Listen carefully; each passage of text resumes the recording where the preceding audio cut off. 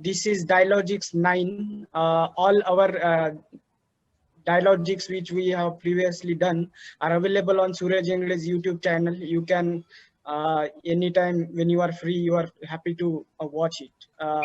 And today's topic is really a matter of concern, which generally we don't get to discuss in the context of Bengal. In that sense, it is a really an important event. So there are some housekeeping rules before I hand over to Suraj.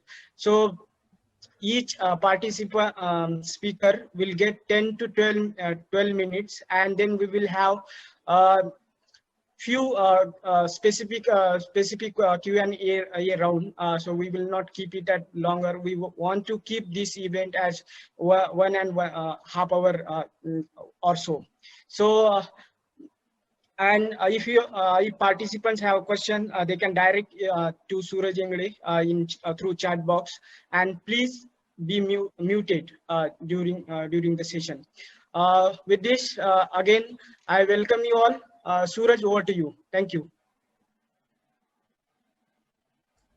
Thank you so very much, Prashant. Greetings, everybody. My name is Suraj Engle. I am a senior fellow here at Harvard Kennedy School. I'm also a research associate with the Department of African and African American Studies at Harvard University. And besides, I am personally very excited, co-host of Dialogics along with Prashant Ingole, to a series where we hope to invite speakers from eminent field, and our format is set on a panel so we can have a very roundtable conversation, critical conversation. We don't want to agree on everything, but we want to advance the genesis of idea, the genesis of dialogue, and that's why it's Dialogics. To start with, what we're going to do is the format is going to be very simple. I'm going to invite the esteemed panelists to comment about 5 to 7 minutes on a question I'll throw at them, and of course they can then come up with their own set of arguments and set of contributions to this, and then there will be a Q&A. The question of caste in Bengal is almost not in the purview. There are 2 states in India who say we don't have caste amidst us. One is Kerala and another is Bengal. Whoever I met from these 2 states so far have confessed to not having the problem of caste as you see in the Hindi heartland or within the southern regions of Tamil Nadu or if you will, Kannada, as well as in Andhra Pradesh. So what we see is a contrasting discourses and knowledge. Much of Punjab that we see today in Punjabi discourse, the farmer protest takes its own plight, and every region as we go, we continue to witness much of federal related issues. Today we are discussing caste in Bengal. Is caste there in Bengal, or is Bengal casteless? Can Bengal's identity be rooted without discourses and philosophy, the history, as well as the polity of caste? Or can caste be described without the Bengali essentialization of Renaissance?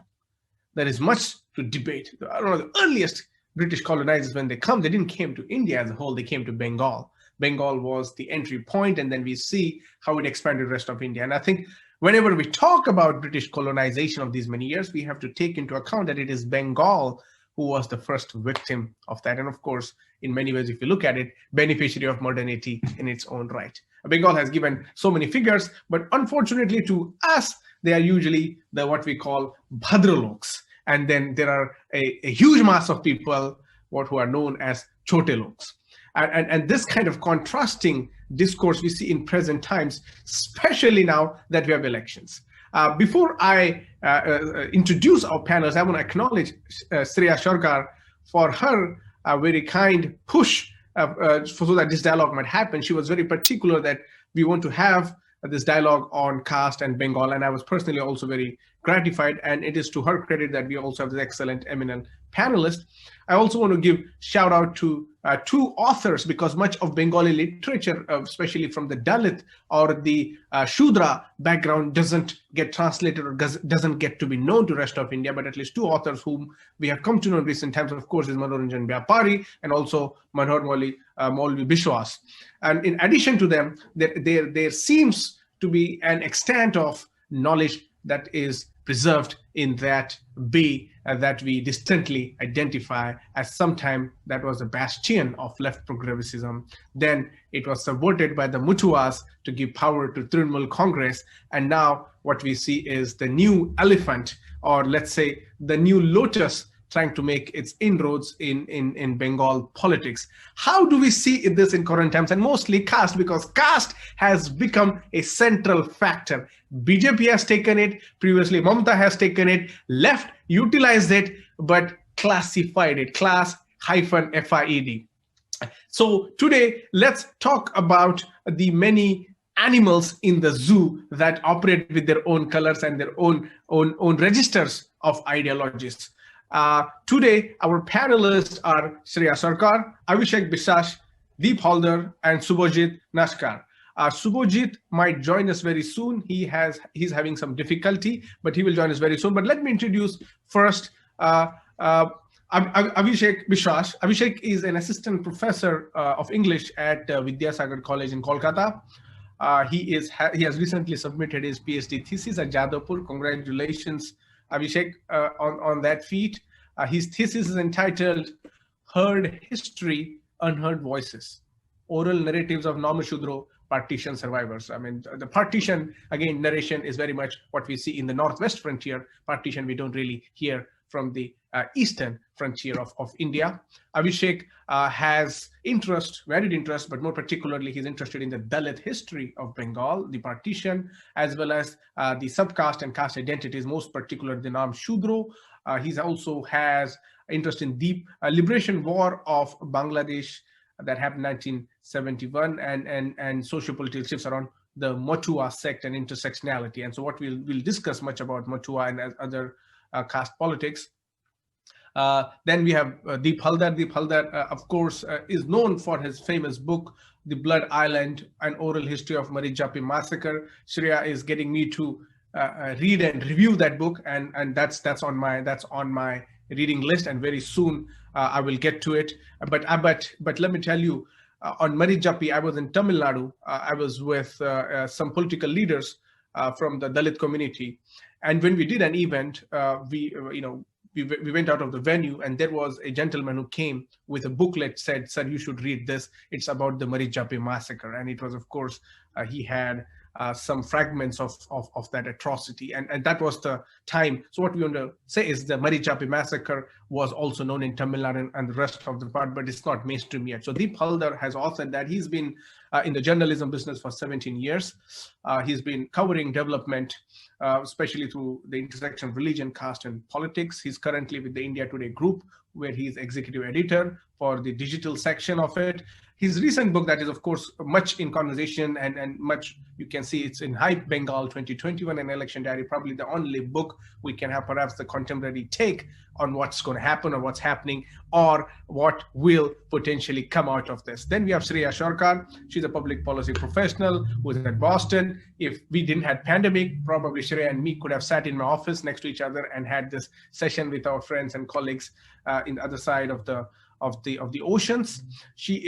Her articles do look up. She mostly writes the contemporary politics and policies for various online journals and magazines, and her special interest is about caste in Bengal. Finally, Subhojit Nashkar. He's an assistant professor at Jadavpur University, Department of Politics and International Relations. Subhojit has his undergraduate degree from the same institution, Jadavpur, and he has master's from the University of Hyderabad and integrated doctorate from JNU. He is one of the well-known figures who appears on Bengali news channels as well as other media outlets commenting on contemporary politics. His academic interest lays in social justice, caste, morality, religion, anti-caste movement, critical race theory, and intersectionality. That's heck of a panel. Let us begin one by one. So the first kind of question, and I would invite you to also offer your introductory comments, but what I want to ask as an interesting pitch is, help us understand, A, if there is caste in Bengal, if there is or there is not. Two, is caste a problem in Bengal? And three, what has happened to the caste narrative and what will happen to the caste narrative? So these are the abstract, broad questions. Let's begin with you, Shreya, and then we'll go to Abhishek, Deep, and Subhajit. Is there caste? See, first of all, before going into that, I'll say that the Bengal we see is not just Kolkata. There are several Bengals in Bengal. But broadly speaking, there is the urban Bengal, the cities. Of course, a special position goes to Kolkata there, and then there's a rural Bengal. Now, when you say, is there caste in Bengal, sometimes you have to be specific. Caste where? Which part of Bengal? Yes, there is definitely caste in Bengal. It has always been there. But it has, as Isabel Wilkerson said, it's like the wind. It has been invisible, especially in the cities, in Kolkata. And in the villages, there's more of a presence there, but the manifestation of caste in Kolkata, in the city, and in the villages is very different. Now, first of all, if caste is there, why is it hidden? For that, you have to look at the history of Bengal. I don't know if a lot of people know about this, but Dalit nationalism, it started in Bengal. That's the first state that saw Dalit nationalism. It started before independence. Yogendranath Mondal played a very, very crucial role in that. And it is because we saw Dalit nationalism, Dalit politics come up so early in Bengal that the Bhadraloks, which we are going to talk about, Abhishek, Deep, Shubhajit, they can all pitch in and discuss. That is the reason the Bhadraloks had seen a reason to kind of block them. And how did they block them? What happened is, historically, the partition happened. The Bhadraloks were against partition when it was first proposed in 1905. And then, as time passed, the British had also devised a system. They came up with the community census plan. For the first time, the Bhadraloks, the Bengalis, got to know that Bengal is a Muslim majority state. And they got threatened.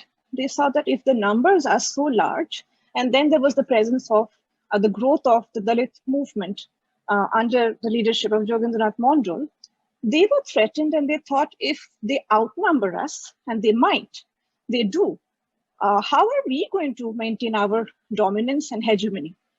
So they saw the partition as a way, as a ploy to flush out the Dalits as well as the Muslims. And that was kind of a historical resolution. And suddenly, this whole concept of caste disappeared from the discourse. And when the left came to power in 1977, and before that Congress, they made sure that no one gets to know this. And how they did that? Because they floated this whole concept of Bengali exceptionalism, that they were better, the Bengali elites were better, that they would make sure that they include everyone's struggle through their left movement. There was no need. They said there was no need to have a category of the caste or any identity for that matter, because they are so benevolent, they are so big-hearted, and they are so cultured, they are so well-read that they can take care of that.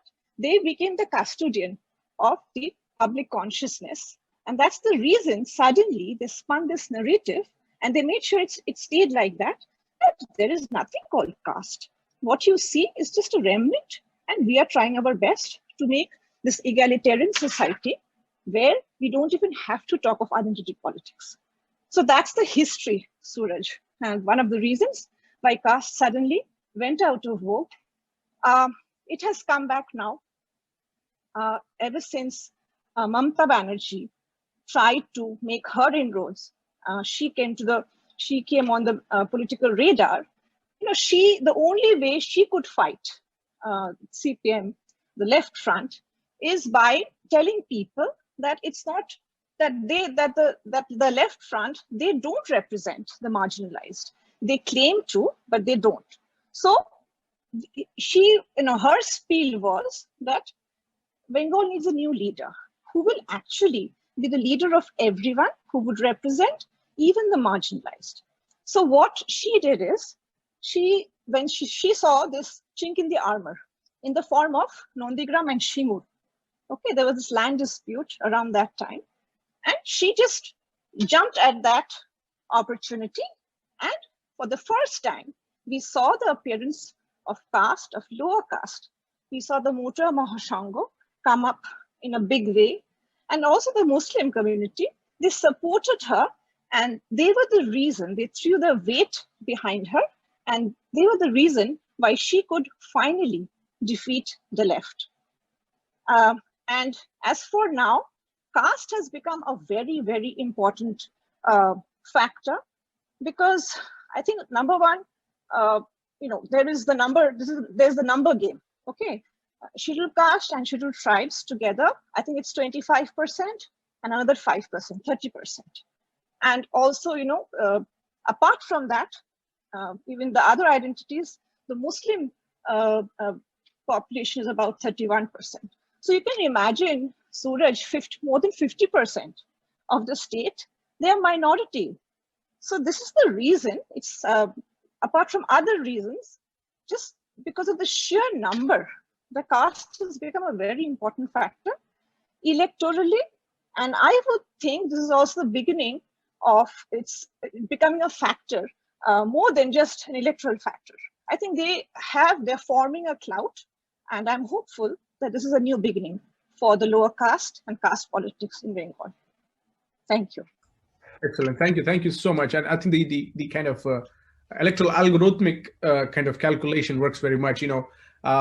Since last year, I've been contacted by almost all the political party representatives, be it left, be it BJP, be it the Trinamool Congress, to trying to make sense of this and just to have a dialogue. But you could see that there is a lot of focus on the Dalit kind of population. But also, since our conversation was caste, let's also I just want to let people know, or an audience know, it's not only about scheduled caste.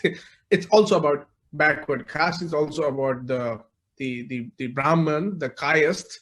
I think the den of Caste is Bengal, and so we want to also kind of hold them accountable. Abhishek, would you mind taking the same kind of a question and on kind of an interrogation that Shreya put out for the Society of Bengal, and take it and tell us about your research, in fact. Yeah, Suraj, actually, I just try to modify your question when you ask, is there caste in Bengal? Let's just start by saying, was there caste in Bengal? I think that's more significant to understand. You need to decode the history. We have a glorified Bengali Renaissance idea, and when we talk about Bengali Renaissance idea, I would kind of what you were trying to talk about. It is more about Calcutta Renaissance than Bengal Renaissance, number one. Number two, I would kind of start with, a very interesting thing. I was researching these 19th century Bengali newspapers, and I got one very relevant newspaper, which is known as Sangbad Prabhakar. In Bangla, it's called Sangbad Prabhakar. That newspaper was actually a 19th century newspaper established by Ishwar Chandra Gupta. It's a very prominent name of 19th century Bengal. And I'm quoting from one of its editions that was of 30th June 1887. 1887, 30th June, and Sangbad Prabhakar clearly writes, I quote, "The Brahmin caste occupies the highest position, and all laws and ordinances have been formed with special reference to that. All the other castes conduct themselves after the fashion of the Brahminical caste." This is at a point of time when Renaissance was in full swing. Number two, another historical reference, very significantly, Bankim Chandra Chattopadhyay, another very glorified figure. And I'm not trying to malign these figures. I'm just trying to demystify these figures, you know. Bankim Chandra Chattopadhyay, who actually began his literary apprenticeship under Ishwar Chandra Gupta, used to edit a magazine, which was more like a newspaper also, that was Bongo Darshan. And in its edition of, 1280, which is the Bengali year in English, it is 1873. And when you look at this edition, there is something very interesting that we talk about Bhadralok, Chotalok. Deep Haldar has recently written this book and he talks about that Bhadralok, Chotalok. We should rewind this. We should get to 19th century and we should look at the idea of how this Bhadralok, Chotalok narrative played. Very interestingly, the glorified figure of Bankim Chandra Chattopadhyay editing this Bongo Darshan writes this, again I quote, 1873, anyone from among the illiterate fishermen, boatmen, porters, blacksmiths who can rhyme thinks that he has composed a song. Singing it, the jatra performer thinks that he has sung a song. Listening to it, the audience thinks that they have heard a song. It is how the very narrative of Bhadralok is trying to trivialize the narrative of the Chotalok. The fishermen, the boatmen, the porters, they can't sing, they can't rhyme. If anybody has to do this, it is all about the Bhadralok. This is specifically the picture of Western Bengal. Now, very interestingly, during the same period, you know, if you get to the eastern side of Bengal, there was something else. We shouldn't forget the idea of Harichand Thakur in 19th century. And Harichand Thakur is actually trying to talk about the idea of educate and agitate. You need to learn, you need to go against the marginalization of the Dalits. And we don't talk about this figure. This is something very interesting. When you talk about the eastern side of Bengal in 19th century, many of us might not even have got into these things in a significant way. But the first major Nomoshudra convention took place in the year 1881. So we have a rich history, 1881. This is in the Khulna district of that eastern Bengal, Khulna district, Mollahat police station, Dottodanga village. That was the first Nomoshudra convention in 1881. What happened to these Dalit movements? My question is this. Why don't we talk about people like Begai Haldar, Mohini Mohan Das? Why don't we talk about people like Vishwadev Das, Tarini Charan Bala, Harichand Thakur, Guruchand Thakur? They were all prominent 19th century's end figures and also very significant figures in the 20th century's first half. Then to come to that part, what Perry was trying to say, what happened suddenly to these people is from 1910, 11, 15, you know, the partition of Bengal, the first partition of Bengal in 1905, and things started changing after this. You know, the mainstream politics were now, they were trying to engulf this idea of Dalit identity. And very importantly, what we get to see in the first half of 20th century is Dalit movements, primarily in the eastern side of Bengal, with the Nomoshudra leaders, not just the Nomoshudra leaders, there were many other. The first Dalit undergraduate student was from a Rajbongshi family. And this was probably in 1897, he became a graduate. And we all know about Panchanon Burma Sarkar. He was the first graduate from a Dalit family in Bengal, probably in 1897. I might be wrong in terms of date, maybe 1901 as well. But that suddenly, you know, that is changing this scenario. And we are talking about the Nomoshudra, we were talking about then the Nomoshudra, Nikhil Bongo Nomoshudra Association in 1895. So we have a rich, history of the Dalit movement. There were two problems in this. Number one, this was primarily Eastern centric. Number two, that was probably going to very shortly going to get merged in the nationalist politics, nationalist discourse. And we shouldn't forget when we talk about the All India Depressed Classes Association formed at Nagpur in 1932. We all know about Ambedkar. We all know about Ambedkar in this regard. We probably forget the name of Roshiklal Bishwas, who was also very instrumental in forming this in 1932. My question is again the same thing. Somebody who is playing the instrumental role along with Ambedkar to form this All India Depressed Classes Association in 1932. Why do we hesitate so much in today's Bengal to talk about caste as if this did not exist ever? Why do we forget and how do we forget? It was Jogendranath Mondal who helped Ambedkar after 1946 to be elected from the Bengal constituency when he was having the politics of Congress as loggerhead, and he had to somewhere down the line be elected. It was Jogendranath Mondal who was trying to unify the Dalits and the Muslims. Bengal was a kind of a, I would say, significant domain of that Dalit Muslim unity, and Jogendranath Mondal played this. But the problem is something else. I would probably come to that in the second half. But then the problem is, right from 1930s, 1920s, 1940s, there were innumerable communal strifes in eastern side of Bengal. These communal strifes were basically not between the caste Hindus and the Muslims. I was traveling around Bonga and Uttar Chobbish Pargona and many other places in Bengal, and many of them told me the caste Hindus were not able to fight with the Muslims. They were not physically that powerful. They were Savarna Hindus, educated. So they will not do this. They were educated. Who were doing this? It was mainly the Namashudras as well, because they were very much powerful. I don't know if I can make sense of this. I was reading a book by Gaur Kishore Ghosh, a very often talked about, right, and not really talked about, right, in Bengal.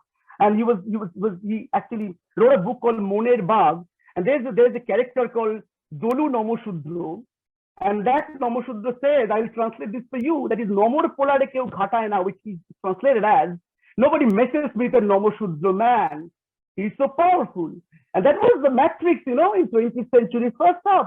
There was this communal strife. So you will be surprised when we talk about why does BJP suddenly take the votes of Mothuwas. Let me add to that. This is nothing new phenomena. In 1944, there were as many as 200 Hindu Mahasabha centers in Eastern Bengal, at least 200. Nearly 80 in Dhaka, probably 36 or 40 near Joshore.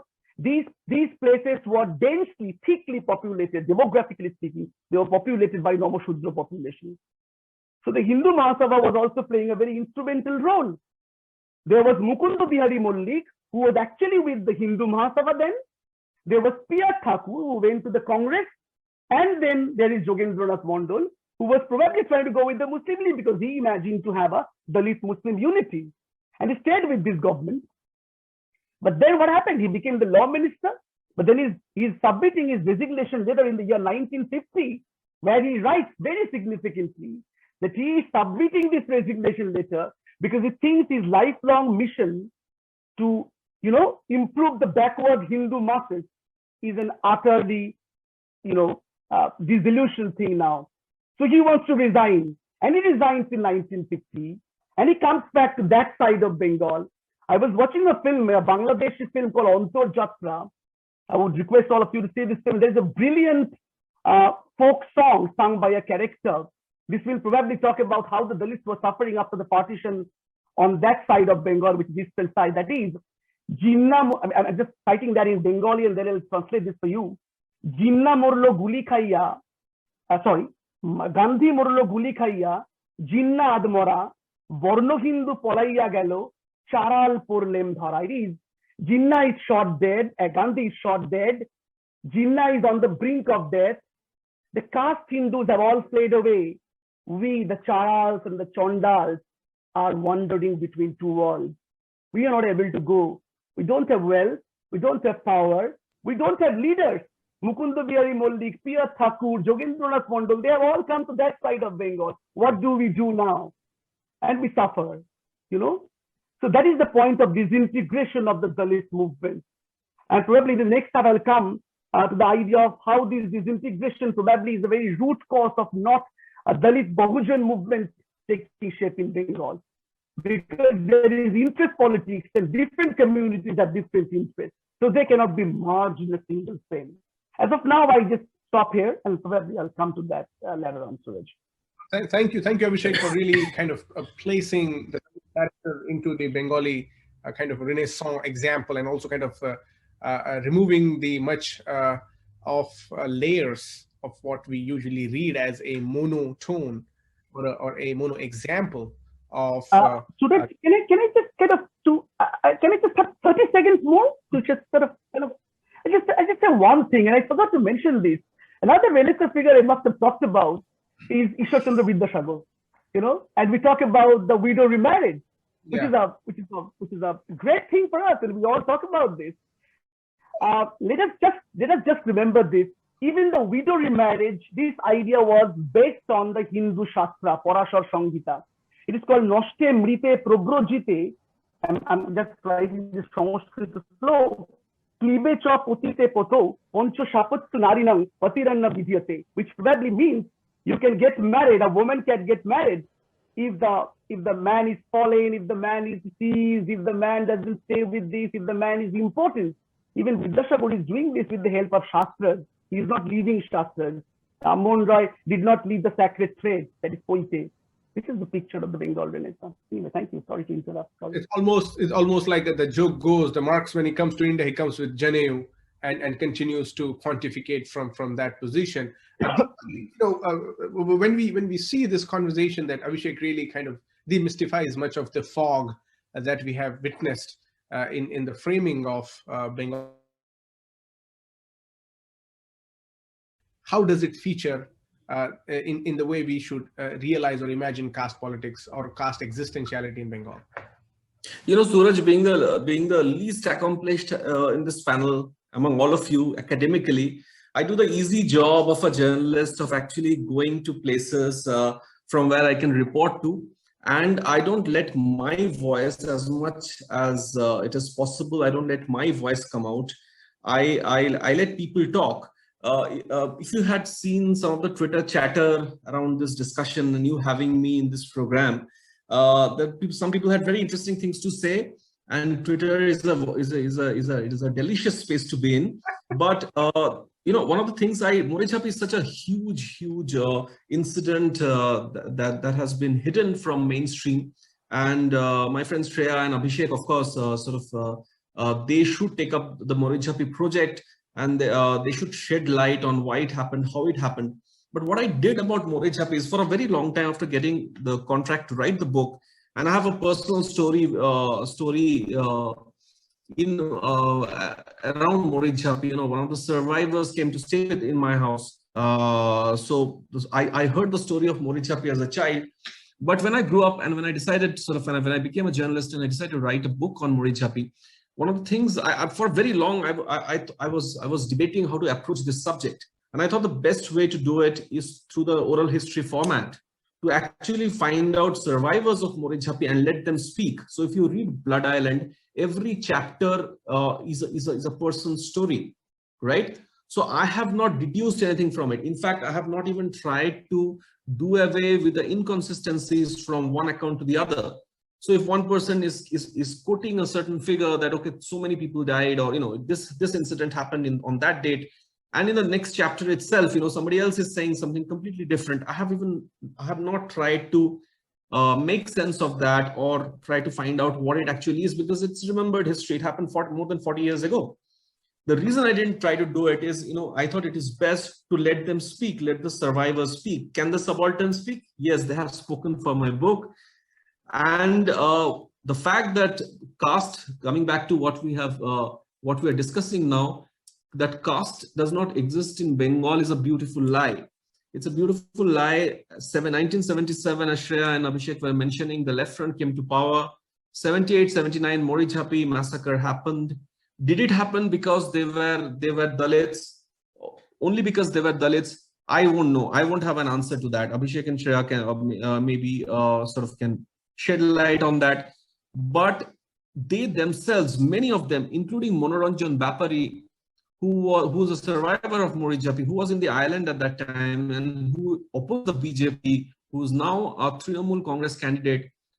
He's a wonderful writer, fascinating life story. Naxal turned rickshaw puller, turned writer, turned TMC MLA candidate. He himself told me at that time, and he's also a chapter in Blood Island, he himself told me that Morechhapi happened because the powers that be, the left front, people who talk about Dalit Muslim unity, people who talk about there being no caste in Bengal, they felt that they can do this to those people, quote unquote. They were not people like us. So it's a remote island. It's like Heart of Darkness, Conrad's Heart of Darkness. So it's like It's happening so far away from mainstream Kolkata. These are poor people, these are choto logs, and they're mostly Namoshudros.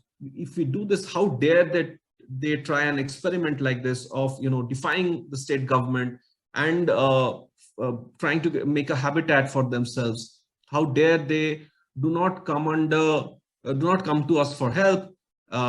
This angered Jyoti Basu and his ministers so much that they did what they did in Morichapi. So it is not me speaking, it's not my influence. I'm not even qualified as a historian or a sociologist or an anthropologist to deduce that. It is what those people, the survivors I spoke to, and I spoke to people across states, you know, from some of them are in Bengal today, some are in Chhattisgarh, some are in Madhya Pradesh. I actually did the journalist job of tracking them down and speaking to them. So they feel that there is caste in Bengal. Morichapi was a caste atrocity. And, you know, today the rise of the right, 2021, 2019, BJP got 18 seats in the Lok Sabha elections. You know, nobody believed they could. BJP is often branded by its political opponents as a Manuvadi party. You know, a party that would enforce caste. Now, how is it that BJP, even those who are saying that, you know, Mamata Banerjee would pull through and BJP will be restricted at, say, something around something below 100, 95 to say 105. Imagine a party which won in the last assembly election 3 seats, getting 100 seats, and many of those seats would be due to the Dalit votes. So how is it that a party that is branded as a Manuvadi party is getting so much Dalit support in a state? They're getting it because you have said words like, you know, casteless. You have said that caste does not exist in Bengal. As Shreya rightly said, yes, it does not exist in Bengal in terms of conversation. I mean, there's a stereotype that if you go to Uttar Pradesh, for instance, if you sit in a tea stall, you know, and while sipping tea, a perfect stranger will perhaps ask you, what's your caste? In the second sentence. Those things perhaps do not happen in Kolkata. Definitely not in Kolkata, maybe perhaps not in Bengal, also in many parts. But does it not exist in Bengal? Of course, it exists in Bengal. Since childhood, I have seen matrimonial columns where caste, where it's prominently written that, you know, where caste is mentioned, only people from this caste can apply. So if there was no caste, how did those matrimonial columns in mainstream Bengali and English dailies survive for so long? How did Morichapi happen?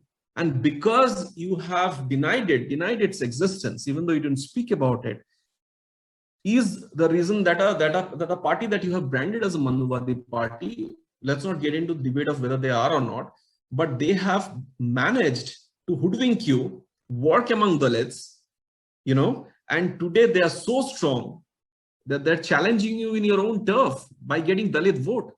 What BJP has done, it's a fantastic socio-political experiment. They have turned Bengali society downside up. The Bhadralok doesn't matter to them. Let me tell you, Suraj, that the current BJP president in West Bengal is a person called Dilip Ghosh, who's often ridiculed in mainstream media because of some of the statements he gives, that there's gold in cow's milk, etc., etc. And it's very easy to, you must have seen some of it. It's very easy to ridicule him in mainstream media, and we often do it. What we do not perhaps often talk about is that he belongs to an OBC caste. He is what we loosely say is a Gwala Ghosh. He is not a caste Ghosh. And if you look at all chief ministers of Bengal, you know, from Prafullo Ghosh to Mamata Banerjee, all of them are higher castes. If you look at top leaders of left ruled Bengal for 34 long years. If you look at top leaders of the left, they're all higher castes. Right? And here comes a quote-unquote Manuvadi party, and it makes an OBC, somebody who you can easily brand as a non-Bhadralok, you know, their party president in an election year. So it's a very interesting political experiment, and it is happening because people are in denial. Academics, people who, talking heads like some of you, politicians, they are in denial. They would say, oh, you know, the caste doesn't exist. These things don't happen in Bengal. Of course they happen in Bengal. Why else could the BJP make such headway among the Dalit population? Let me tell you something which I'm sure Abhishek knows Shreya would also perhaps know. There is an organization called Hindu Samhiti. Hindu Samhiti is a far right Hindu organization. One of the things they did in Bengal was protect Hindu boys who fell in love with Muslim girls. So they protected them from angry Muslim parents, who would not perhaps allow their daughters to marry a Hindu boy without changing religion. This Hindu Samhiti, led by a person called Tapan Ghosh, in the 1980s, sometime in the 1980s, he had a All India Motua conference in Thakurnagar, which is the Motua Den. And today you are talking about Motua vote. Today you are saying, Acha, has the Motua vote shifted from the CPM to the BJP, to the TMC to the BJP? Imagine a far right organization which had its problems with RSS, but it still comes under the broader Hindutva fold, working for Matuas back then. And it had Matuas from Bangladesh, from, of course, Bengal, all across India. The RSS had been silently working with the Dalits. I can tell you that prominent RSS leaders, now what is in their heart, whether they're doing it for votes or otherwise, that's a larger debate. But I can tell you that I have been privy to conversations by some of the top BJP RSS leaders who tell their cadre. There was this meeting that happened between a top BJP leader and some of the Karyakartas or the BJP, where a young Hindutva leader, he said, he stood up and he said that when will Ram Mandir come up? So this gentleman said, do you not come from that particular village? He said, yes. He said, forget about Ram Mandir. There's a river that runs through your village. On the other side of the river, there are Dalit families. What you need to do, if you need to serve your country, you need to take a boat, go to the other side of the river. You need to integrate with that section of the society. You need to make them feel they are a part of you. You need to eat in their houses. You need to make them eat into their houses. Any bar, temple entry, you need to stop that. So it's an amazing experiment that has happened for so long, So simply saying caste does not exist, I think it sounds good, but it's not true at all. I think this is so. The panelists so far have established that there is a caste question that one needs to account to, and I think the question was put in much of irony because that's one of the prominent responses we all get, at least in the academic, and I know.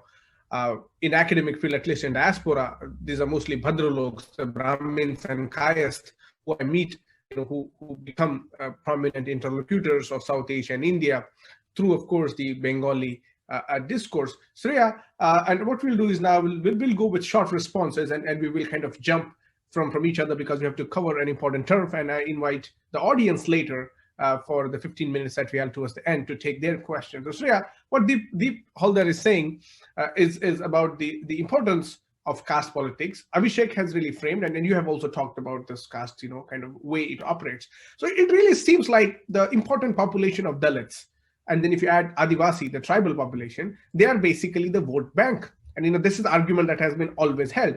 I mean, one might criticize the left, but I was reading a report, and left was someone that really contributed to redistribution of land. It says about 63% of ST beneficiaries of this All India scheme or redistribution of land were in Bengal, according to a 2007 government report. So what we see is left doing one thing, but also we have a critical kind of shameless attitude of left to undermine, and this is basically what Deep is bringing back to the perennial question.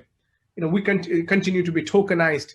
So either a Brahmin Mamata Banerjee or some Brahmin fellow from the left party, and I don't know where will be the future of this. So my question is, how do we imagine the Dalit political base in this society? Do they have their own identity at all, or should they just live like on someone else's interpretations? You mean in Bengal, right? Yeah. Okay, see, it's the Dalit population in Bengal is not homogeneous. Okay, they are several different groups, several subcastes. Namashudras are prominent because of obvious reason. But there's the Rajbangshis in North Bengal. There are the Ponda Kshatriyas. there are Bagdis, there are many different small subcastes scattered all over Bengal, and not necessarily do they have the same problems. They are not united because they don't have the same group of problems. They all have separate sets of problems. And, for some reason, they have never come together. In the history, you see that perhaps Namashudras were really, really vocal, and they took on the baton and they moved forward. They felt very strongly about it, but not necessarily would you really see them seeing eye to eye with Rajbangshis, because they had a separate politics going on. So in Bengal, what we see is that the caste, the lower caste, the Dalits, they have their problems and they're fighting it, but they're fragmented.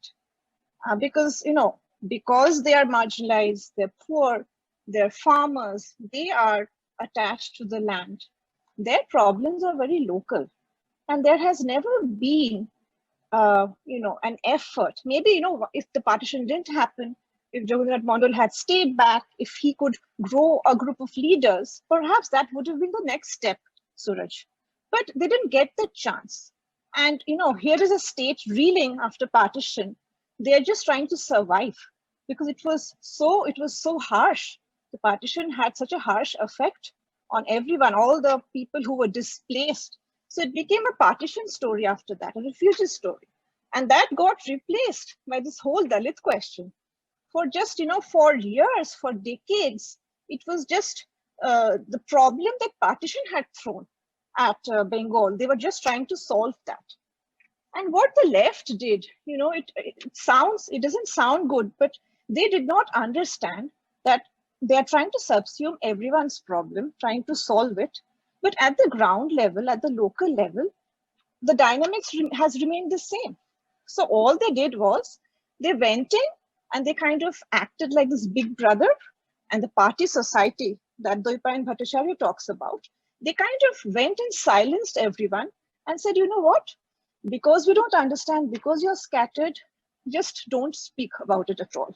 They were actually shamed for talking about their separate voice. They were made to feel bad. All these proletariat comrades who were recruited, the Dalits were already there.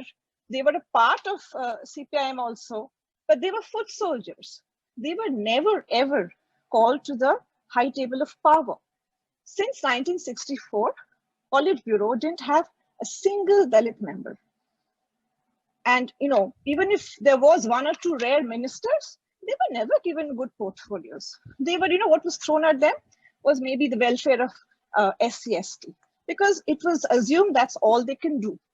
Even till date, even when Trinamool Congress came to a power and Mamta was, kind of self-declared herself as the subaltern leader, even when she came, maybe the number of Dalits in her party increased. They got more tickets, but they were also never given proper portfolios.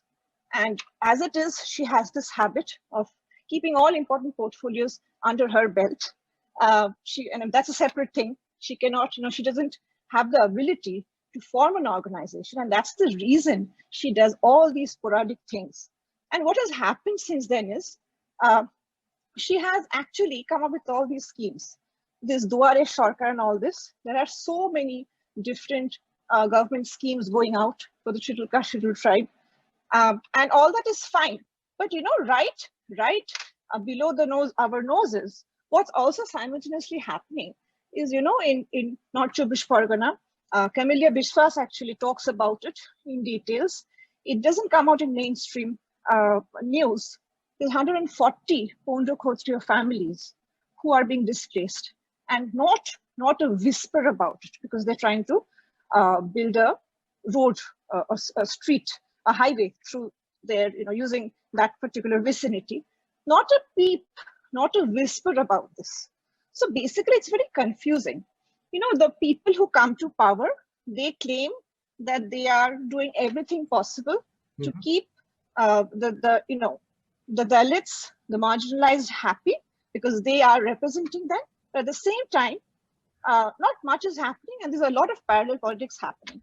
And what the problem with the Dalits in West Bengal is, they are so scattered, they are so, into their own vested interest, their own problems, that somehow they have never grown this culture of coming together. There were Right. instances of some, Bahujan movements. There were instances. One such instance, I would say, that came from the civil society was Morinchapi. Many people don't understand that. That was something that was done by the people to help themselves. That could have actually led to a great Bahujan movement, but that was stopped. So maybe the government was against it as well. Right. I don't know if you could explain properly, but the different threads going on here, and that's what makes it so confusing. So I think Abhishek, I mean, Subhojit is here, so let him warm up so we can then kind of involve him after you, or maybe Deep's comments. Abhishek, what Deep and Shreya has Sorry pointed for out. being late and got messing up. No, it's okay. You're welcome. So Abhishek, Shreya's point is, of course, and also Deep kind of points out. So left has made Dalits and Adivasis Naxalites of the country, and basically made outlaws, and then manipulated and utilized them for advancing certain cause, and which has really created an enemy within the state, which has really impacted several generations.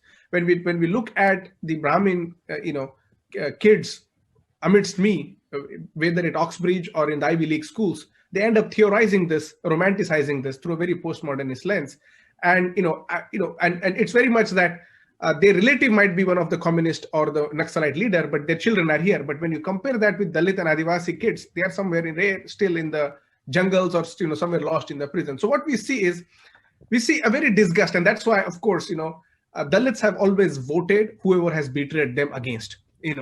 So if it is, so the question is BJP really the option? Why? How come we see this kind of new political formation coming? Is BJP an option? And if it is, and if it is not, what's up with the Bahujan Samaj Party or the other political parties within the Bahujan interest? Let me start with a very clear one-word answer to your question, and that is no. There is no sort of en route to a solution to this problem. And I don't believe even BJP can do this.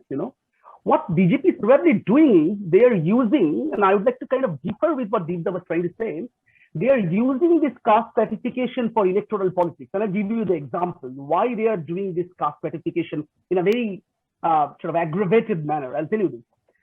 In recent, in a 3 days back scenario, one central BJP leader, came here and said, we will ensure that the Mahishas and the Tiris will be incorporated in the OBC list of West Bengal, right?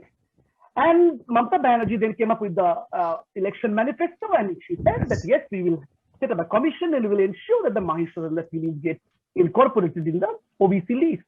The problem is, let me tell you, in the 20th century, the Mahishas looked for an upward mobility in the caste structure. They were not ready to go with the backward class or the Nomoshudra or the scheduled caste movement, because they thought they have land, they were the landowning class primarily. So they don't want to get with this on the same boat with these Dalits, So they had their different agendas, number one. Number two, the Mahishas will also have a problem. As you're talking about the Dalit Bahujan, there are different interests. There will then be a problem of, I am from the western side of Bengal and you have come from the eastern side of Bengal, because mostly the Nomoshudras have come from the eastern side of Bengal. So then they will be clubbed in the idea of refugee. And my idea, I am the original, settler of this place. I'm the original inhabitant of the western side of Bengal, and you have come here. So I will not go with the same dialectics that you are going. We may be Dalits. I may be an OBC caste. I may be having an OBC caste identity. You have a SC identity. But that does not land us on the same board, because we have different ideas of how this mobilization will go. I'll give you a very interesting example. Shreya was talking about the Rajbangshis. I just read it that there was this organization among the Rajbangshis which is called Uttorbongo Toposhili Jatiyo Adibashi Sanghaton, which is in North Bengal scheduled caste community and organization of the Aborigines. They are of the opinion, just listen to this very carefully, they are of the opinion, and they had a demand that there a demand that nobody who came after 1971 from the eastern side of Bengal, which was Bangladesh after the liberation war, should be given citizenship. Now that's in direct confrontation to what the Namashudras are aspiring towards. BJP knows this very well. The Namashudras have one interest, the Rajvanshis have one, the Mahishas have one, the Tilis have one, the Bauris have one. I will tell you a very interesting thing, Suraj, and Kenneth Bo Nielsen has done a fantastic work on this. We all have heard about the Shingur anti-land acquisition movement that happened in Bengal. And he has come up with a brilliant study, and where he shows, when we talk about the Shingur movement, we actually fail to see that there was also a kind of a relationship between the Mahishas and the Bauris. The Bauris are actually the landless cultivators, and the Mahishas there were the landowners. But that mechanism hasn't come to the mainstream. That is the problem with Bengal. So no political party can actually solve this. They don't want to solve this. To answer your question, everybody is using them as electoral political mechanisms. As always. And they know that they will vote out a party when the party doesn't listen to this. Let's remember 2009, the Calcutta streets were flooded by Motuas. There was only one agenda, and that was, we want citizenship. Each and every political party, right from Mamata Banerjee to the then CPIM government, everybody from the BJP, all across the political lines, they were actually giving them the assurance that we will ensure that you get that. Right. So it's all about interest politics. You just respond to the situation. And just another point, just to mention what Deepda was saying, why Modi Japi happened? Deepda asked a question, I don't know. Deepda said, I don't know if it is because of the fact that the Namashudras were there.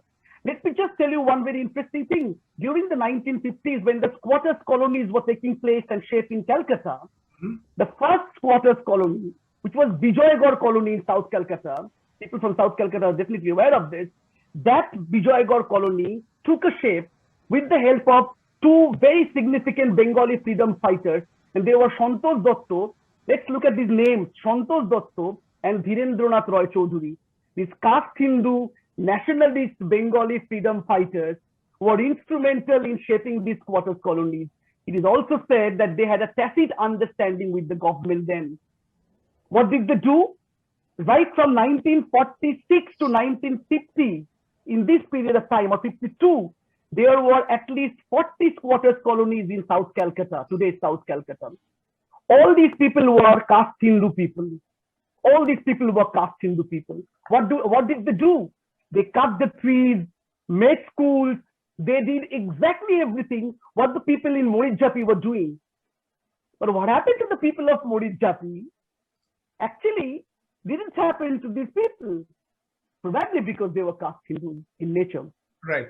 So Abhishek, I think, let me, Deep, you have to leave, you have to catch a flight. So let me drop two questions on you, and then, you can depart, and while we can continue with this conversation. So, yes, that's right. So is there, again, my question is, why would Dalits vote for BJP when BJP is creating havoc against their own rights in the rest of India? We can see that, when it comes to scheduled caste, disbursement of their own, welfare funds and absconding much of financial budget. And we can see increase of atrocities and all that. So that's the question, of course, you want to punish left for their, treachery upon you, irrespective of people, the reports say that they have distributed land. Also, you want to distance yourself from Trinamool Congress for the reasons that might appear. So the question is, the BJP option, what does it make a difference? And really, can there be a Dalit rebellion in TMC, in BJP, in Congress, in all the other political parties to kind of, because what we are right now talking about is the subcaste among Dalits, but there are also about 515 subcaste among Brahmins in that region. So why don't we also focus on, we have Rajbanshi now, and all this. So can we also say that Brahmins and Caste within their subcaste interest are also divided? Can that analysis come to us? Let me approach your first question first, because it's easier for me to answer perhaps. One of the reasons why Suraj, the poorer sections of society, Dalits included, vote the way they do is because they don't look at Twitter. They don't look at Twitter, and they don't attend doc sessions like this. I mean, it's all very fine to talk about what's happening in Hathras, whether budgetary allocations for Dalits have been reduced, and sort of to have very interesting figures on social media talk about Dalit Muslim unity. All of that is fine, but on the ground, imagine a Dalit in a tiny Bengali village, okay, a Dalit neighborhood, a tiny Bengali village, and there are you'd hear sometimes things like Lungi Bahini. Lungi Bahini, Abhishek I'm sure knows, and I'm not very sure if Shreya knows. Lungi Bahini are Muslim gangs who would suddenly come into the middle of the night and attack. Let me tell you an interesting story. My driver, he's a Dalit, and he told me a story once. So he comes from Midnapur district, and so he works in Delhi. He works with me. His wife is a cook, and he says, so when he goes back home, he hires a car from Kolkata, okay, and he takes that car to his village. He drives that car to his village, and he keeps that car with him for 15 days. So he wants to basically show off that he has changed his life, he has transformed, and he can own a car, he can drive that car around. So he gave me an example. He said, when I was doing that once in one of his annual tours, holidays to his village, he ran over a goat. Okay, so that goat belonged to a Muslim gentleman. So he came out of the car and he said, look, I'm going to pay for it. He said, no, you don't have to just pay for one goat. You have to pay for 5 goats, because it's a female goat and it could have given birth to, to a baby goat. And so, you have basically killed 5 generations of goats. And so you need to pay for 5 goats. So he says it's ridiculous. Okay. And I said, no, it's not ridiculous. You have to do it. And this gentleman, my driver tells me, is somebody who did not belong to his village when he was growing up, who came later, who came from other side of the border. Okay, so imagine it's a ridiculous incident, and that happened. Apart from the goat dying, the conversation around the death of the goat is ridiculous. But this matter became so serious that it went to the local TMC leader, and the TMC leader said, look, you have to listen to what this gentleman is saying. Now he had to actually pay for 5 goats for killing 1 goat, right? So the thing is, no, if you tell this person that, look, BJP is a Manuvadi party, and don't vote for BJP because in Hathras a Dalit girl was killed, her backbone was broken, and BJP is, if you should read Bunch of Thoughts. Now he's not by Golwalkar, and see if there are problems in it. He's not going to think that way. So issues are local, and in Bengal specifically, like Shreya said, if Dalits are not a homogeneous entity, if there are various subcastes among the Dalits, and if their concerns are different, likewise, like I said, if the RSS and the BJP have worked in Bengal for a long period of time and specifically address their problem, they are not going to necessarily do the academic research of seeing how they are as a party in other places. BJP, please remember, is a Big Tent party. It is modulating its narrative according to which region it is fighting elections for. So I agree with Abhishek. It's a point well taken that you have to wait and watch if actually Dalits in Bengal gain by voting for the BJP. If the BJP is actually serious about uplifting Dalits or seriously working among them. But till now, the fact that a significant portion of Dalit vote has shifted to the BJP in 2019 and most probably in 2021 also, either you say that they are being fooled, they don't know what they're doing, but if you believe in their native intelligence, then you have to give it to the RSS BJP that they have been successful in convincing them so far, right, by supporting the BJP politically and by siding with the RSS, their best interests are served. So this may be a very different template, may not be a very different template from a region like, say, Uttar Pradesh. But the Dalit in Bengal necessarily would not look at what is happening in Uttar Pradesh before he goes out to vote. He's going to look at what he is. There are actual instances I can tell you where, and who are most affected if you have unchecked infiltration. right? What happened? Why did the Jogendranath Mondal example fail? Who were the worst sufferers of partition? Jogendranath Mondal believed in Dalit Muslim unity. He believed that in modern day Pakistan, the Dalits and Muslims will live like brothers. But when Pakistan happened, and he saw that his own constituency is not being given what he was told would be given. When riots continued, he had to resign from his post. He shifted to Kolkata. He died a broken man. So Deep, can you maybe see the second part? Maybe the point is well taken. What you're arguing is, but can there be a Dalit rebellion against the establishment of any parties? Because what you are saying, is it is proven in other states as well. Dalits are the real kingmakers in electoral polity, and that's why that's why they are more feared. And because they are more feared, there is more oppression. Because if you contain the fear, you have to keep oppressing them. Because right. So that's the formula as it goes. So the kind of Dalit rebellion. Can you comment on that? I don't see that happening. I think the BJP is too sharp to sort of allow that to happen. I think they would dividing Hindu society according to caste, I think now does not work in BJP's favor at all. It needs to consolidate Hindus as some sort of a homogeneous entity. So it needs to talk down caste. From time to time, they cannot control everything. So from time to time, you will have these incidents where Dalit violence will take place, horrific things will happen. But I think as far as they can manage, they will try to tone down caste in order to keep this to flock together. So even for something like, say, a Ram Mandir in Ayodhya, you will hear talks of a Dalit priest. And do not forget that Narendra Modi, it's something he doesn't talk about always. He also tones down his caste identity from time to time. But Hindu Hriday Samrat, Mr. Narendra Modi, is not a traditional upper caste. He's an OBC. Right, and he fought election from Benares. So it's a very interesting example there. So I think electorally they know the importance of co-opting Dalits, and I think they will try to make sure that even though incidents unfortunately will keep happening, they make enough right noises from time to time so that what you are saying, suddenly there is not a coordinated Dalit rebellion against them.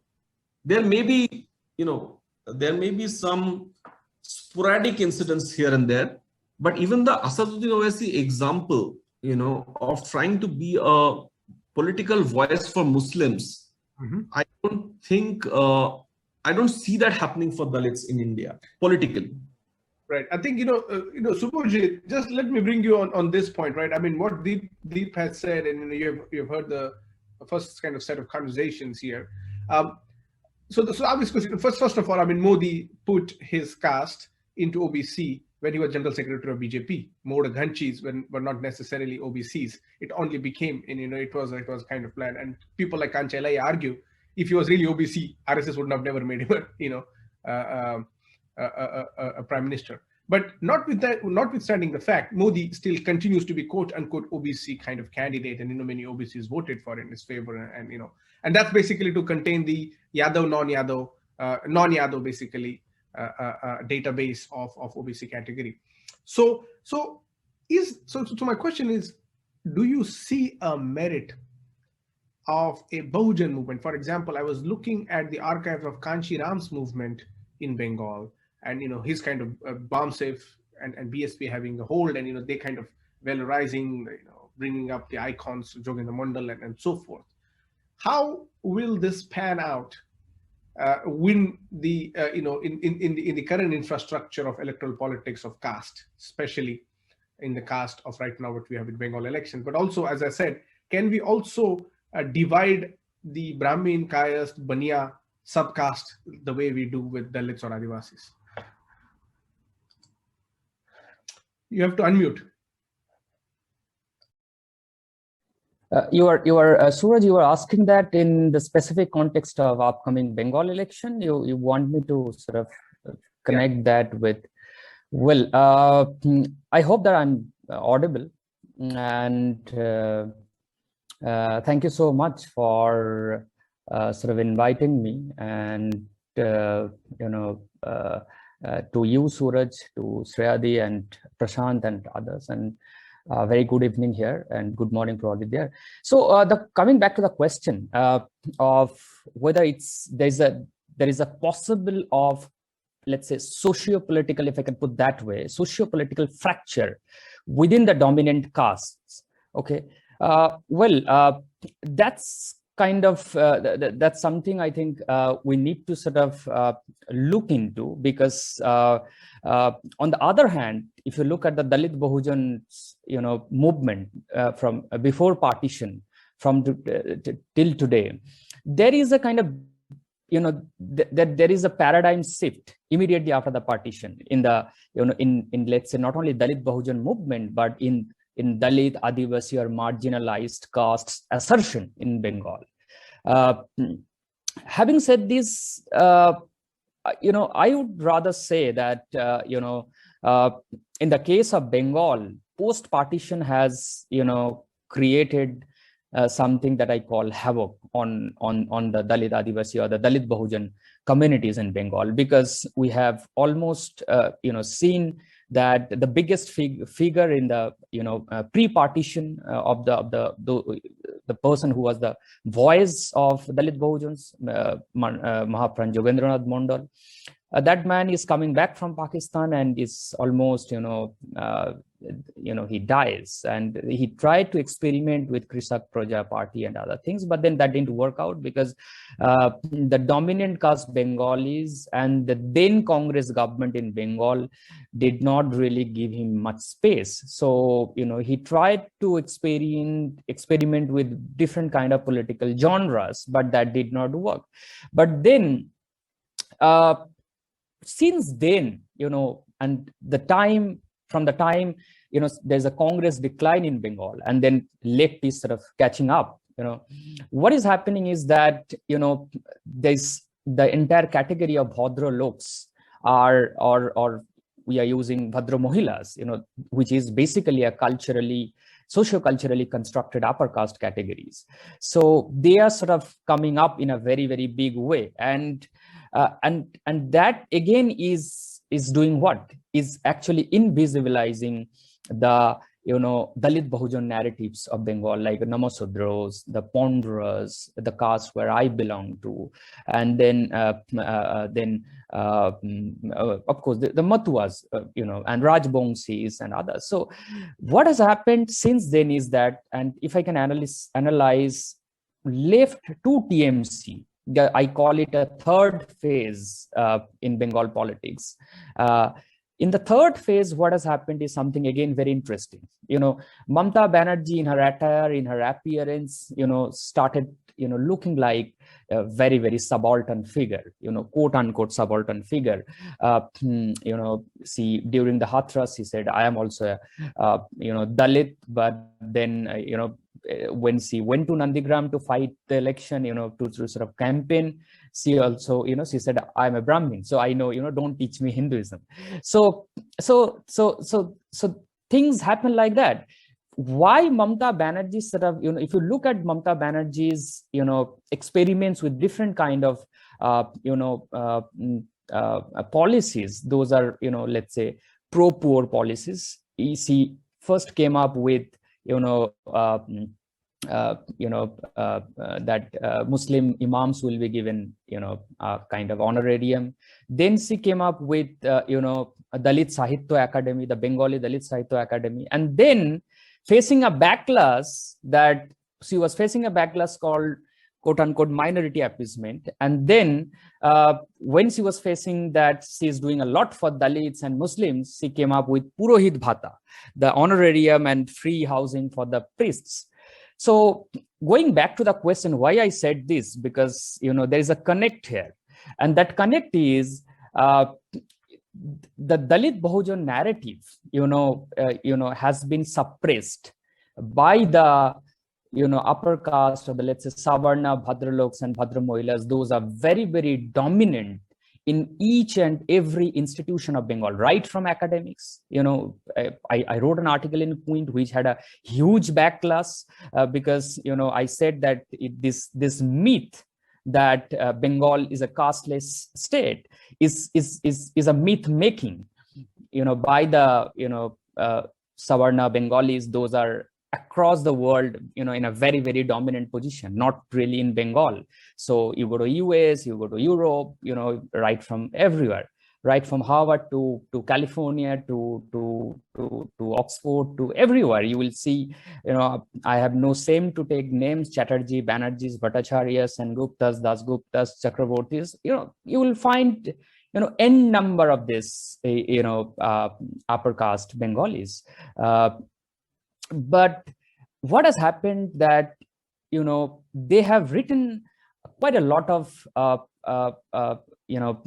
articles and opinion pieces. They keep on coming up with them, and books, but these are being sort of showcased on the SC/ST's right. sort of ruins. It's on the SC/ST victimhood. But on the other hand, why I feel that, while I disagree with some of the things that Deepda was saying, but I would say that Deepda's book, the first book, the Blood Island, and the on the upcoming election, the last book that he has published, these are the books. Those are actually trying to holding the very people those are responsible for it. What we have heard for long, he has not only interrogated the ruling class of Bengal, the upper caste, the upper class, if I can use the Bhadraloks, because they are very much loving with Marxian class category. I have no problem with that. So basically in Bengal, these are Bhadraloks are not class, it's caste. As Dr. Ambedkar says, there is no division of labor, there is laborers, there is division of laborers. So in Bengal, the Bengalis are not really, so as they would like to say that there is a poor and there is rich. It's not like that. That's again camouflaging with a kind of something like Bhadralok politeness that I very recently coined by being influenced by Suryakant Wagmare's book on work on Hindu politeness. And I found that Bhadralok politeness is very, very violent, and kind of mechanism which perpetuates, and this morning I have tweeted. Twitter is of course very obsolete when you talk about the larger majority of the Dalit Bahujans. They are not on Twitter, but still what I've got to heard is actually I'm living with it, and I'm very disturbed. A professor, upper caste Bengali professor, called me and said, there was various discussions, and he asked me that we are talking about poverty and things like that. He said, yeah, poverty is everywhere. In fact, my father was struggling. We were so impoverished that we could not fund him to go abroad, and my father was struggling with PhD. So, and then he was lecturing me, and I said, and then he said, I was really so eagerly thinking that he should ask me, what about me? What about my father? And then he asked me that, what about you? I said, my father was a laborer, and I worked as a laborer there was a point in time. But then, and this is the kind of definition of poverty for Bengali upper caste, and he writes on, I'm not taking name because it's known. So that is how they sort of define poverty. So that basically erases caste. So their, sensitivities, their pampering of, a caste is somewhere, very different. Right. And these kind of narratives are sort of, holding these assertiveness back. Right. Subhojit, we have like last 10 minutes before we bring to closure. Let me bring the audience, but I think Deep has to catch a flight. So I was told like he just wanted to say goodbye. Suraj, thank you so much for this. I mean, I learned a lot from you, from Shreya, from Abhishek, and now Shubhajit. Shubhajit, thank you. Thank you. To interact much. I hope sort of we get to meet in person. Yes. In Kolkata, yeah. A big fan of you. Let me tell you. I mean, thanks to Shreya, we got to be in the same platform. But I've been a big fan of you. And I'll leave you with a question. I think for all three of you, Shreya, Abhishek, and Shubhajit. You can let me know later. Think about it a bit. A choto lok can be a bhadralok, if he tries very hard, or if somebody comes from a Chotalok family, it is possible to sort of, to be educated, to be English educated, to speak a certain way, read certain kind of literature, listen to certain kind of music, and over a generation be a Bhadralok. But can the reverse happen? Can a Bhadralok become a Chotalok? So I'll leave you with that question, Abhishek and Shubhajit and Shreya. And Suraj, thank you so much. Thank you, my pleasure. Thank you for joining in. And we'll take questions now from the audience members. Please drop in your questions. I would like to take one by one if we can, or we'll just drop like a bomb on them. Please let your questions coming. In the meanwhile, okay, Shovik Chakraborty needs to ask. Shovik, you need to type a question. Unfortunately, we cannot mute due to the, and I hope you don't mind, dropping the question. But let me bring in Abhishek, you, because I think the prevalence of what we have in contemporary times is not only talking about caste but also talking about other segments of social organizing and social kind of governance. We rarely talk about the governance models and how it is. You talked about the eastern or across the border Dalits coming over. So the question of Bangladesh becomes very important, and the kind of otherizing of Bangladesh. It's almost like it has become a thing of like what Deep was also saying. The failed project of Dalit Muslim unity, and so the how does the Bangladeshi Dalit discourse feature in the West Bengal caste politics or West Bengal politics as a whole, and the Bhadralok left imagination or otherwise? Yeah, Suraj, I think I mentioned one thing in the first half when I was talking about this thing. As you said also that we talk about the partition on the other side. I mean, we talk about partition in the context of Punjab, but we don't talk about partition too much in the context of Bengal. And that is one reason probably. If we talk about the reason first, and that is in the case of Punjab, it was more like an avalanche. It came, killed people, ripped bodies apart. So people were more moved by this thing. In Bengal, what happened, apart from 1946 Noakhali riots, which was predominantly where the caste Hindus suffered and they started coming to this side of the border. And I quoted this from the film where they're saying that these Dalits could not come, So for these people, there is a chronological problem in terms of locating these people. I have been to different places in Uttar Chobbish Pargona district and Nodia also, and I've seen people have come in diverse time frames. They had come in 1950s, in 1960s, in 70s, in 80s. Many of them maybe just not, they were not religious, they were not having religious persecution. Maybe they were economic migrants as well. Maybe they didn't have a problem in that side of the border. So they couldn't find any jobs, because what was happening with that? What I also try to locate, because I have said, as we talk about Bangladesh, when we talk about Bangladesh, we have to start from 1971, which is a kind of a year that plays a very watermark kind of thing. The moment you talk about 1971, we usually talk about, again, a very glorified model of a lingua franca model of liberation war. Each and every history book that you read usually talks about the idea of the lingua franca. People were shouting for Bangla language. Every one of them was Bangali. There was a movement of that. Let us also not forget that was not just this. There was a problem of communal strife, and admitting this does not necessarily undermine the fact of Dalit Muslim unity, I believe. That also, in a way, you need to bring these discourses. I was reading one book by Gary J. Bass, that was Black Telegram.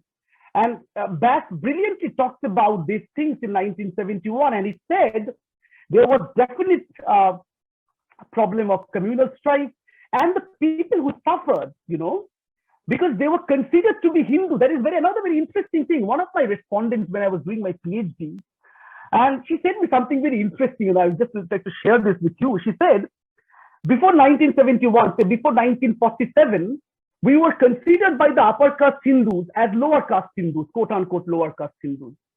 But the moment the upper caste Hindus fled away from here, we were considered to be the only available Hindu option for many people, So these Chondas, these Dalits are suffering then. They were not able to come here. Even if they were coming here, there was a problem, because then the entire idea of refugee movement was very quote unquote again Bhadralok centric. You read any socio-cultural matrix kind of text. You read Notun Yehudi, the New Jews by Sholil Babu, or you read such text, you will find the predominance of these Brahman characters, the Bhadralok characters, the teacher figure, who were from the culturally elegant point. And Jogendranath Mondal could understand this very well. I have read these IB reports, which are archived in the State Archive of Bengal, and these IB reports are horrific. I will tell you. I have read a report of 1951 that says Jogendranath Mondal was saying that these people are trying to make Bengal a caste Hindu state. He was of the opinion they are trying to make this a caste Hindu state. We should raise our voice. And he was not even satisfied with what UCRC were doing. I will tell you one very interesting thing, Suraj, to answer your question. What happens is power structure changes. The manifestation of the power, which is going to perpetrate violence on Dalits, never changes. The forms change, that doesn't change. I'll give a very interesting statistics, Before the formation of UCRC, there was another organization, which is known as All Bengal Refugee Council of Action. That was known as in Bangla Nikhil Bongo Bastubhara Korma Porishad. That was before the formation of UCRC, which was very much a left wing of the refugee organization. They were creating many things, but let me tell you one very interesting thing. I will tell you the names of the executive members of this committee. You'll be surprised. Not surprised, I guess. Amritalal Chatterjee, Mahadev Bhattacharya, Sunil Mukherjee, Gopal Banerjee, and you don't find any single Dalit name in the executive member team. That is exactly what Jogendranath Mondal was trying to point out. Right, and Abhishek, I think that kind of continues, right? We can see that, in much of the, contemporary kind of, establishment of various political parties, not only left. We can see that Everywhere. And I just want to, because we have literally 5 minutes before we bring a closure, and there are a couple of questions. I would like you all to give a very brief responses so the people who have asked questions get recognized. And I'm gonna club them. One of the question is Anushka asks a question about, and I'm gonna put it all, and you will have the final 2 minutes each to kind of respond in that. She asks, the migration, and when Dalits migrate, they obliterate their caste identity, So she says, how do we make sense of this? For example, she gives an example of Namashudros changing their names after migrating out of fear of economic oppression. And I think that kind of can apply to any other part of India as well. Akmal Ahmed from Kerala, kind of wants to have a reflection on how to bring the discourse of caste within the non-BJP discourse, because BJP has, and I think many people should know, BJP copied the formula of Kanchiram, of kind of working with the subcaste politics. It's always been, the kind of modus operandi. Even the socialists of India, they took on Ambedkar's socialist model, and then of course we have the Bania Lohia, who and then socialists who kind of took on. So there are antecedents, like Dalit original thought gets appropriated without giving credit, and then utilizing for obvious ways. So that's also a question that's on table. How do we bring the question of fundamental to left issues of landlessness and so forth? And Sankalpana asks, there has been, according to Sankalpana, there has been kind of intra-Dalit revolution happening. It is an argument against Deep Haldar, who says it's not possible. And there is a question of linguistic. How do we see this? Because Mamata Banerjee kind of recognized many indigenous languages. I presume it belonged to Adivasi and Dalit communities. So there is a kind of relation between linguistic and caste, and the questions are keep coming. But let me just put it one final on the table. I know there are a lot of questions, but please pick up what you want to do, and maybe you can then engage informally with the person. I really urge the audience members to reach out directly to the panelists and kind of engage with the questions, because these are quite interesting. And so the question of Shobik Chakraborty is, what is the position of this panel on the immigration.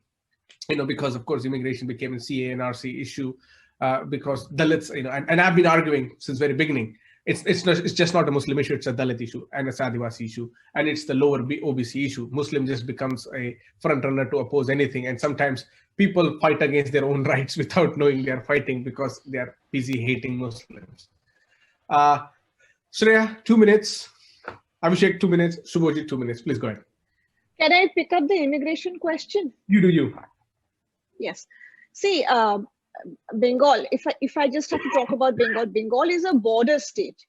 The refugee problem, infiltration, legal, illegal, all kind of migration has been a big issue ever since independence. So I think the immigration issue, the migration issue is very, very important. Thank you, Shobik, for bringing that up. It has to be dealt very carefully. From the standpoint of the Dalits, from the standpoint of the Muslims, that is something that is an issue that can really cause a lot of bloodshed, and it can totally, it can throw apart the state if not handled carefully. And I think there needs to be more research done in really how many people have come here and what's their status and what needs to be done. Instead of all this optics and politics going on, Suraj, I think it is any kind of refugee or immigration issue is about people. This is what, even in US, all these, random, comments that has come from President Trump at one point of time, it doesn't make sense. I think you should do proper research, look at the numbers and see what is the condition of that population and take the right action. Because there are many categories, Suraj, even if the Dalits, many have come recently. What about them? Make a separate policy for them. Will that be included in the bigger CAA Act? That is something to look into. And also the CAA Act, the way it stands right now, it is a framework. I mean, I understand there has been a lot of discussion about it and protest. A lot needs to be done even to roll it out. It's humongous. And I don't even know how with NRC and everything, how they're going to even implement it, because the way it was done, the NPR done in Assam, it cost like crores. So how are they going to do it for the entire country and for Bengal? That is yet to be seen. So this can be just a political slogan, who knows? Right. But yes, I think when it comes to Bengal and the borders, there are many categories. There are Dalits, there are Muslims, and they are all, marginalized. They all have come here maybe because of religious persecution, maybe because of better economic opportunities, but they should be dealt in a very humane way and not made politics of. Right. And I think this should be totally left out of politics, if I may say so. Thank you. Abhishek. I will just take up the question. Somebody was asking that the Homo should just change their surnames and they don't want to sort of disclose their true identity. There are two layers to this. One is before 1971, there was a huge problem of rehabilitation going on. So they were quite, sort of apprehensive of what will happen. I have read reports where the Nomoshudras were coming from that side of the border and their hands were being shaked. You know why? Because you can understand by taking somebody's hand if that person is an agriculturist or not. If you belong to that community, your hands will be strong and stiff and all. So you'll be sent to Dondo Karanno then. The people were quite apprehensive of what will happen to them. You'll be sent to maybe Andaman was not an option by after 1955-56. They'll be sent to Dondo Karanno. I have read newspaper reports which clearly mention that nobody will be sent to Dondo Karanno apart from the agriculturists. So they were quite apprehensive of this. Number one, after 1971, when I tried to interview people, they were quite apprehensive because they thought anytime the entire idea of citizenship might affect them. So you never know. You'll be called illegal. You were coming after 1971, which is Bangladesh. Why are you coming to this place? This is the same problem that Fayadi was talking about, the problem of immigration. So they're quite skeptical about their true identity because they also understand that they have been very badly appropriated by the power politics. They have been badly appropriated by the power politics of Bengal. And I got a term that is Dalit Hindutva, subaltern Hindutva form, which is the mainstream Hindutva, is actually engulfing the idea of who is otherwise Dalit.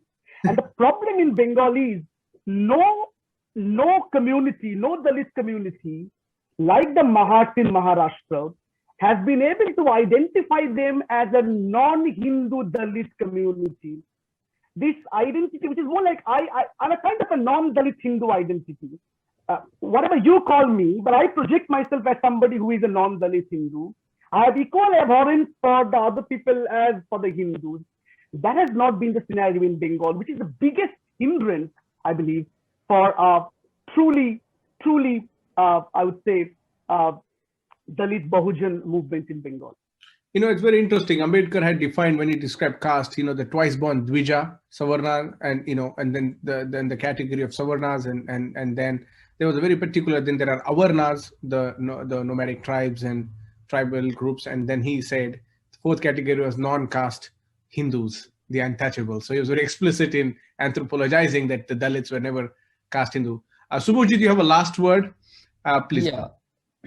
Well, I just want to take up this Dalit Muslim unity question first, and then we'll make a couple of last comments, since once again, I apologize to everyone for coming late. Dalit Muslim unity, you would know that there's a new formation by a cleric turned politician, namely Abbas Siddiqui, who basically belongs to caste-wise, is an Ashraf. Okay. Well, in Bengal, the dominant Bengali Muslims are basically from Pasmanda communities. Okay, so there is this Ashraf Pasmanda discourse that is going on in other parts of Bengal. That's not here. That's not gaining some kind of traction in Bengal. So what is happening? That man ended up, in terms of balancing his politics, ended up giving tickets to Chatterjees and Banerjees also, besides Dalits and Adivasis. What has happened is this, that, and he keeps on taking Dr. Ambedkar's name, Dalit, Adivasi, but it's not really important to what, if you take the names of, anti-caste statesmen, like Dr. Ambedkar, you need to really understand the analogy of anti-caste activism. You need to really understand the nuances of anti-caste politics that, for example, Manavar Kansiram, later on Mayawati ji, and then Chandrasekhar Azad is, sort of putting forth. But having said this, the problem with Dalit Muslim unity is, as my colleague Dr. Murmu says, that nobody can break it. It's there. It's very, very spontaneous. So what I'm trying to say, one problem is with these politicians. Those are trying to sort of, grab, and in some way or the other, some kind of political space, by using this quote unquote Dalit, Adivasi. But what is happening here is that you are not questioning the hegemony of the castes. Including, this is also the case with Abbas Siddiqui. Other day, but the problem with the Hindutva groups like RSS, BJP, and Bengal BJP especially, they are questioning, they are finding Abbas Siddiqui as very very communal because he is having beard and other things. But the problem, they are not having problem with when Narendra Modi is having big beard. But the point is that I very recently I appeared very briefly on Arnab's show, and he asked me, when Nadda came here, BJP president, Nadda was talking about that, he wants to implement Mandal.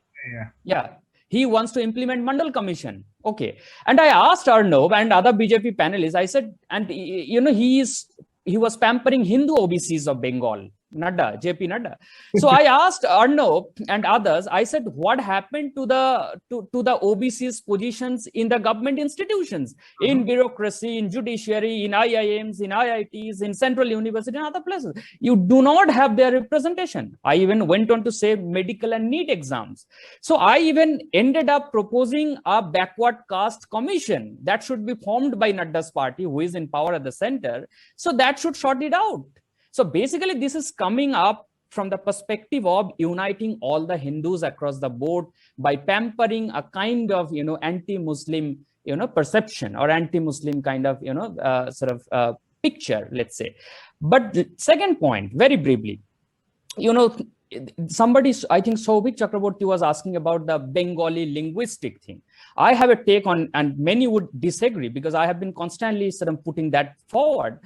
that Bengali, a lot of people, they are pampering that Bengali nationalism, Hindu, BJP is a Hindustan kind of party, so they wouldn't understand our kind of politics. But the point is, what is this Bengali nationalism? What is this Bengali language? Who are the sort of owners of this Bengali language? If you see, in Bengal, there is not only that there is this Bengali language. There are other languages also. There are Santali language.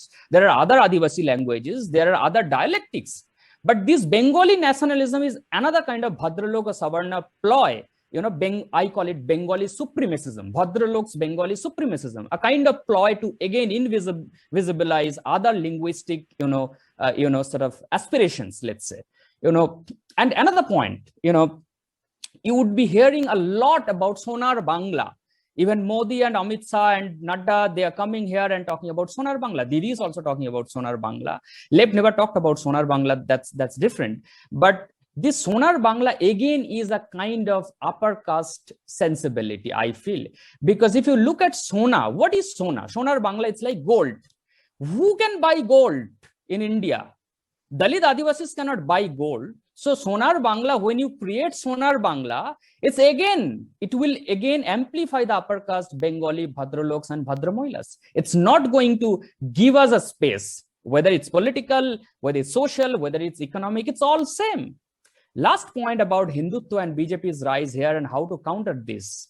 My point has been, and this has been consistent, that to counter Hindutva, to counter sort of BJP, RSS, Modi, Amit Shah, Nadda kind of juggernaut, you need to sort of, come up with an anti-caste discourse. You need to sort of democratize your society. And Bengali society is, as a casteless society, is and Bengali upper castes are holding up to that this is casteless society.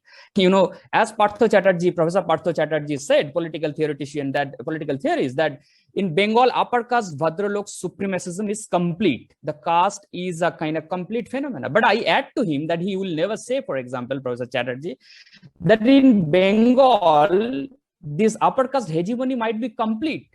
But reproduction of upper caste hegemony every day in academic spaces, in political spaces, in economic spaces, in social spaces, is not ended. It's going on. Whether it's Mamata Banerjee, today there is a huge hue and cry. The Mamata Banerjee has given extra 15, 16 seats to the SCs in the general categories. But the problem is when she's distributing those tickets, one of our friend Camelia Biswas, she is doing a story where 140 landless, marginalized Dalit families of North 24 Parganas, which is something like 140 or 130 kilometers, close to Mamata Banerjee's resident, they are fighting for their livelihood. Their resistance is being suppressed. Their houses are being demolished. This is northern part of Sundarban broadly. So this is all kind of gimmick. This is all political tokenism. Right. Including the Sahitya Academy, which is a very good step. I do not much criticize. This is a good start. But what I say, this is better than, I would say, left. Left has always remained caste blind. In case of Bengal talks about it.